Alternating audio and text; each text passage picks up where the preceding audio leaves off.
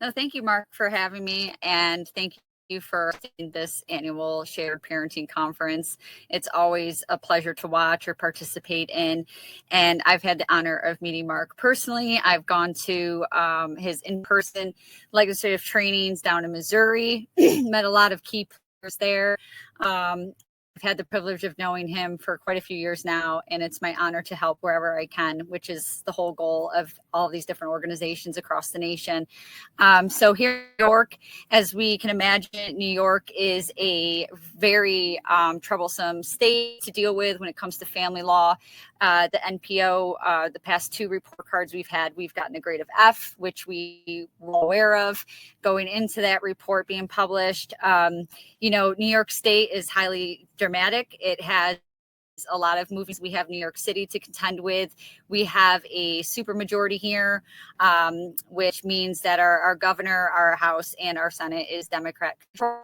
Which, if your policies align, that's great. That's really good for you. If they don't, it's really hard to get things moving here in New York in that regard.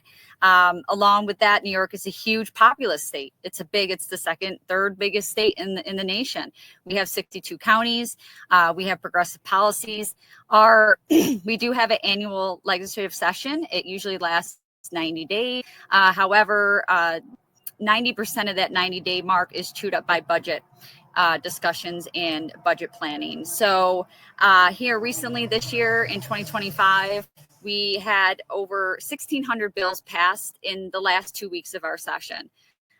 Fortunately, our shared parenting bill that has been introduced here in New York for the past 20 years was not one of those bills to make it out of committee. However, we did make awesome strides this year. We have a small team at New York Families for Tomorrow. It makes up of a coalition of people, really. That's what we really strive to do here over these past few years, is bring in from all over the nation, the state, and bring it under one umbrella, one message. And our small team, about 5 or 7 people we work with very closely. We're a team, we're friends. We text every day almost. We are very interconnected in what we do. We had a very successful lobby day up in New York. We had tables set up, information sharing. We had 7 meetings with representatives in 5 hours. We were very busy. We were pounding the pavement or the marble, as it is up in Albany, New York. We met with the Senate Deputy Minority Leader. We've met with the Judicial Chair. We've met with the Senate Judicial Chair and their liaison. We've had a lot of good feedback. It gets better and better every year we do it. I've heard a common theme throughout all the speakers here today, and that is building those relationships. And we are really starting to see that pay off here in New York. Although our bill isn't moving, relationship building is. And we now find it easier to walk through the doors. We find it easier to get those meetings set. They know us by name. They know we're respectful. They know we're reputable and credible. So it's an easy in to get those meetings. So we've had a lot of successful meetings. We've even had a couple where, we had to educate the representatives on what was happening in family law in New York. They had no idea. They weren't aware. So those are really my favorite, when we can go in and educate our representatives and hopefully change their mind in some key aspects of their ideologies. A positive outcome here in New York is that the New York State did put together a Blue Ribbon Commission to evaluate family court. And some of the good stuff out of that so far is that they've restricted the bad actor from submitting custodial evaluations in family court. They've strengthened the accreditation process and status for the pool of custody evaluators that they use, and who's credible and who could be, used as testimony and submitted as evidence. So in our opinion, that was a huge win as well.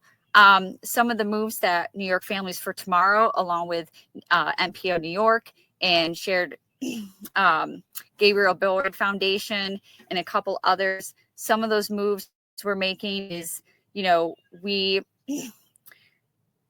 we had the annual polling done. We share that with us, with our representatives. We also have had really positive feedback on our policy briefs that we share, that we send out an email, that we put in their mailboxes, that we send through Facebook and social media. We also had a great defensive approach this year with our CARES law, which is the sister arm of our state's Cadence law, which is a national bill. So we had a lot of good movement on that, playing defense as well, trying to prevent that bill from being voted on. You know, we met with their senior policy that bill sponsor, and we were able to successfully get them to remove a section in their definitions that defined parental alienation. You know, that was a win for us at that point because, you know, we brought to the table, hey, if you're not letting us use parental alienation as an affirmative defense in family court, why do you get to use it here if you're saying it doesn't exist? I asked them several times, where did you get this definition? They couldn't answer me. So when they came back with an amendment, a third amendment to their bill, that definition was completely removed from their bill. So that was a big win for our organization on the defensive side of things. Well, as other really exciting things in New York, again, other than the fact it's a really hard state to moves in. You know, we have a very distant and spread apart government. You know, I'm 3.5 hours away from our capital. And as Mark knows, you know, it takes a lot of time traveling and planning and taking time off of work. I am currently an elected official here in Wayne County, New York. I serve as a town supervisor with aspirations to have a state bid at some point in the near future to get really in on the ground level. And that's what really moved me to get involved in politics as well, is the Shared Parenting Initiative and fathers' rights. And I knew in order to make those real changes, in order to be involved in the policy, that I had to be in that role. I had to be an elected official. I had to be the writing and drafting my own bills and sitting and fighting for them on the floor. That's still the goal. That's still the mission. And my team is great at forming around us and coming up with those goals and really trying to meet them.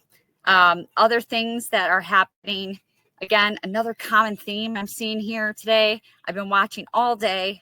We've had some really great speakers, but another common theme is, you know, the networking and the connecting and the making those connections. I recently just joined the Parental Rights Initiative through the Heritage Foundation, which is led by the former co-chair and founder Tiffany Justice, who has a lot of great connections at the White House, and with her work as with the Heritage Foundation, I'm now part of that coalition, which just got started. You know, I reached out to Tiffany on a one-on-one basis, and we were chatting because although they focus on educational rights, I had to reach out to her again and offer the educational component of Tiffany. You know, educational rights are really important, and parents have a right to their kids' education, but the foundation of that starts in family court. It starts in marriage. It starts in the home with parental rights over the upbringing and raising our children. And if we don't attack that at its core, you might as well stop focusing on educational rights because one comes before the other.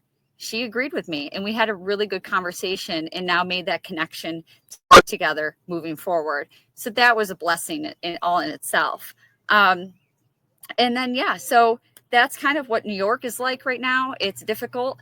It's really tough to, you know, a lot of times our representatives, they don't want to talk to you if you're not directly in their district, if you're not someone who is agreeable easily, if you're not promoting one of their really kind of extreme ideologies, they just won't meet with you. And that's okay, because we have many other options.